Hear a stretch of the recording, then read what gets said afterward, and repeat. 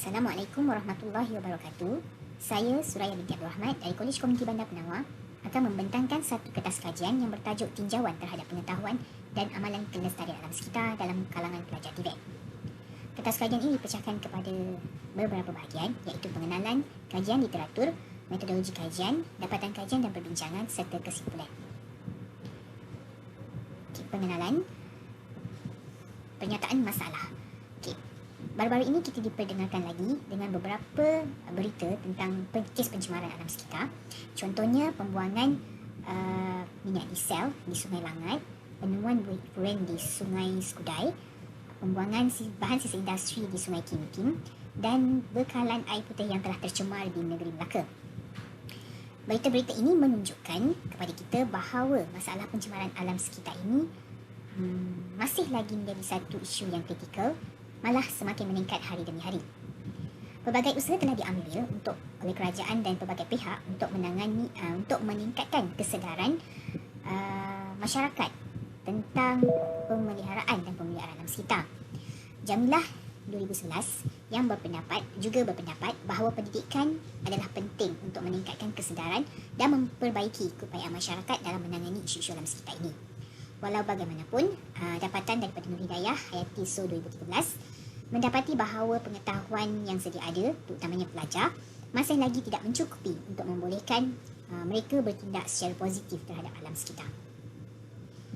Oleh itu, persoalan kajiannya adalah sejauh manakah tahap pengetahuan dan amalan kelestarian alam sekitar ini telah dicapai pada masa ini, dan yang kedua, adakah peningkatan pengetahuan tersebut dapat membantu dalam meningkatkan amalan kelestarian alam sekitar khususnya dalam kalangan pelajar TVET. Oleh itu, objektif kajian ini adalah yang pertama, untuk mengenal pasti tahap pengetahuan dan amalan kelestarian alam sekitar dalam kalangan pelajar TVET, dan yang kedua, mengenal pasti hubungan antara pengetahuan dan amalan kelestarian alam sekitar dalam kalangan pelajar TVET. Terdapat banyak kajian terdahulu berkaitan dengan tahap pengetahuan dan amalan kelestarian alam sekitar. Contohnya Jamilah 2011 dalam kajiannya telah melaporkan tahap pengetahuan orang awam terhadap isu alam sekitar adalah berbeza bergantung pada isu yang telah disenaraikan.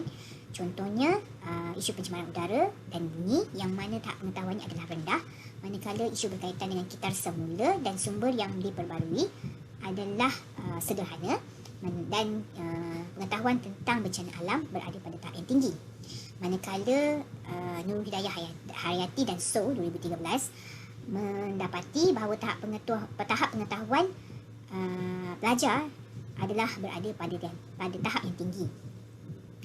Kajian lain juga telah dilaksanakan oleh Muhammad Ibrahim, Luairaj dan Malizah pada tahun 2016 dan Mio dan Azhar pada tahun 2013 yang juga melaporkan bahawa tahap pengetahuan pelajar adalah tinggi terhadap isu alam sekitar. Manakala kajian berkaitan dengan amalan kelestarian alam sekitar pula mendapati bahawa tahap amalan terhadap aktiviti pemeliharaan alam sekitar berada pada tahap yang rendah dalam kajian Jamilah 2011. Begitu juga dengan kajian Muhammad Fazli dan Teo 2006 yang mendapati tahap amalan berada pada tahap yang sederhana. Berbeza pula dengan dapatan Muhammad Ibrahim, Luairaj dan Malizah 2016 yang mendapati bahawa tahap amalan ada pada tahap yang tinggi, tetapi tidak ada perbezaan signifikan antara amalan kelestarian alam sekitar antara pelajar lelaki dan perempuan. Beberapa kajian juga telah dijalankan untuk mengkaji hubungan di antara pengetahuan dan amalan kelestarian alam sekitar. Antaranya adalah kajian yang telah dilaksanakan oleh Muhammad Ibrahim, Luairaj dan Malizah pada tahun 2016 yang mendapati tidak ada hubungan signifikan antara kesedaran dan amalan pendidikan alam sekitar. Manakala menurut Haliza 2018, terdapat jurang antara sikap dan tingkah laku kelestarian alam sekitar di kalangan masyarakat di mana keprihatinan masyarakat itu tidak diterjemahkan dalam amalan mereka. Beliau beranggapan terdapat faktor-faktor lainlah yang mungkin menyumbang kepada amalan kelestarian alam sekitar. Dalam kajian Muhammad 2014 pula, beliau mendapati bahawa terdapat hubungan antara kefahaman dan amalan teknologi hijau di mana pengetahuan yang baik dapat memupuk kesedaran terhadap kelestarian alam sekitar. Kajian lain yang dilaksanakan oleh Gratila dan Sinan 2019 juga mengakui terdapat hubungan positif yang signifikan di antara persepsi, sikap dan tingkah laku alam sekitar.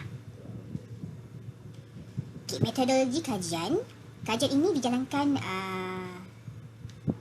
secara kuantitatif di mana data kajian dikumpul menggunakan borang soal selidik sebagai instrumen kajian.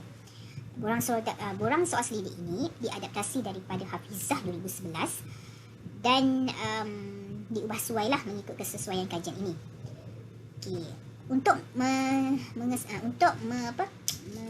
mengesahkan item-item soalan kajian rintis telah pun dilaksanakan dan hasil dapatan nilai kebolehpercayaan adalah 0.933.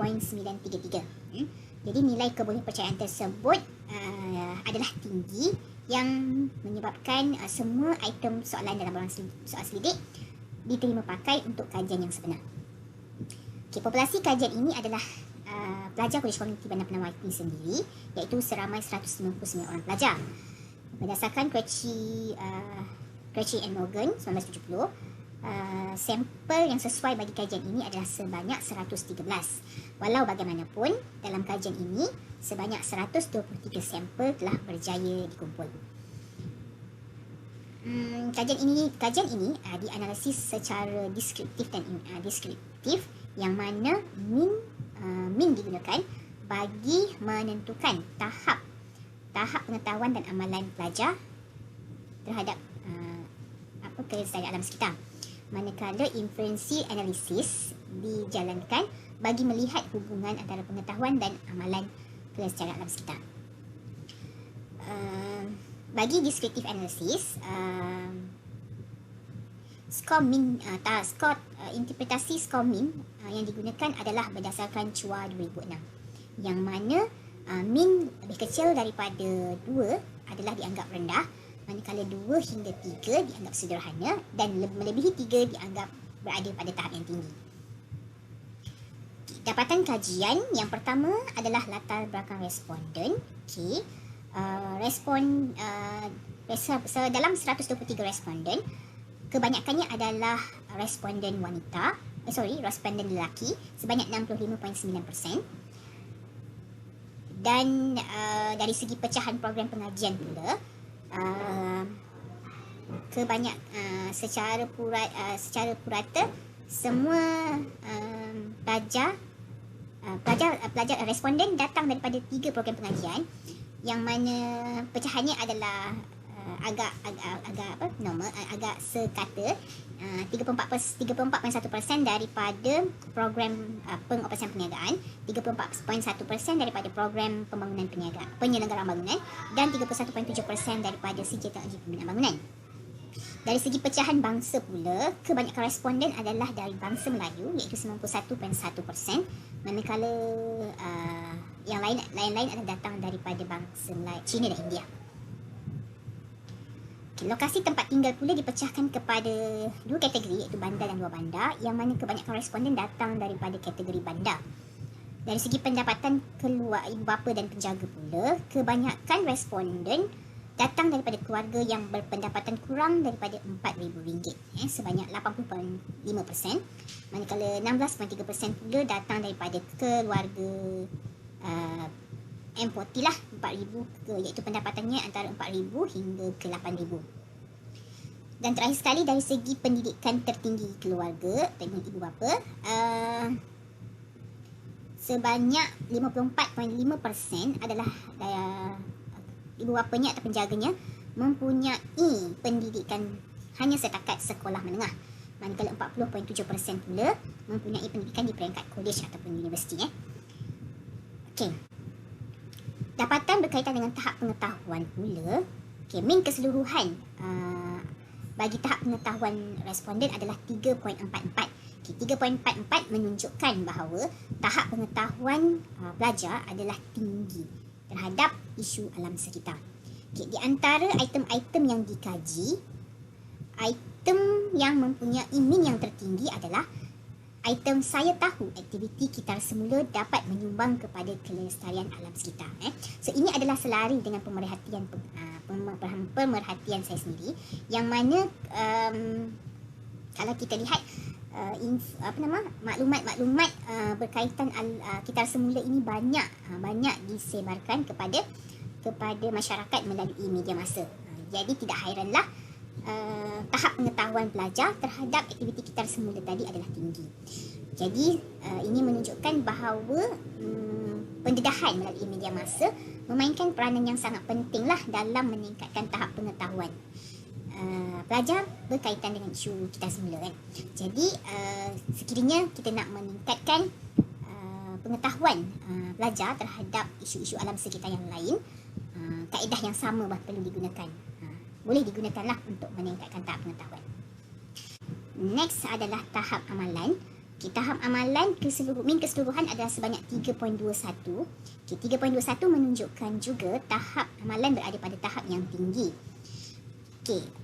Jika kita lihat berdasarkan item soalan pula, min tertinggi adalah sebanyak 3.54, iaitu bagi item saya tidak membuang sampah merata-rata.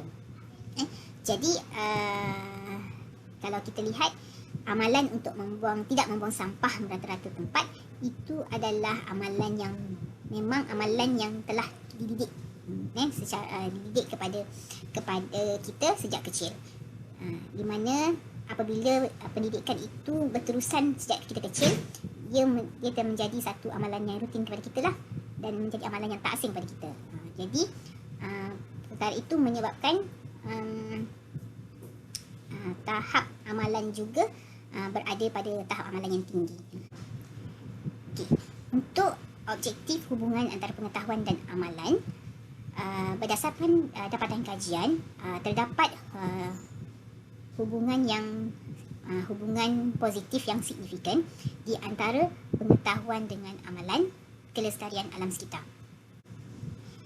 Kesimpulannya, kita dapati bahawa usaha untuk memberikan pengetahuan dan meningkatkan kesedaran amalan kelestarian alam sekitar ini haruslah diteruskan untuk mengekalkan motivasi masyarakat, khususnya para pelajar, ke arah membangunkan alam sekitar yang lestari.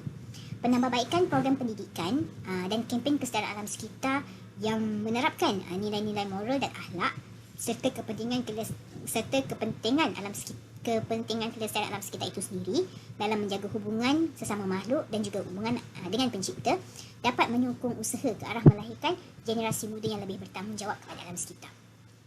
Di peringkat institusi TVET ini sendiri, penambahbaikan kurikulum yang menerapkan unsur-unsur teknologi hijau serta penambahbaikan aktiviti kesukarelawanan yang melibatkan alam sekitar juga bukan sahaja memberi pendedahan dan penghayatan kepada pelajar berhubung isu global ini, malah aktiviti ini mampu membentuk individu yang berkepribadian cemerlang selari dengan matlamat pendidikan negara.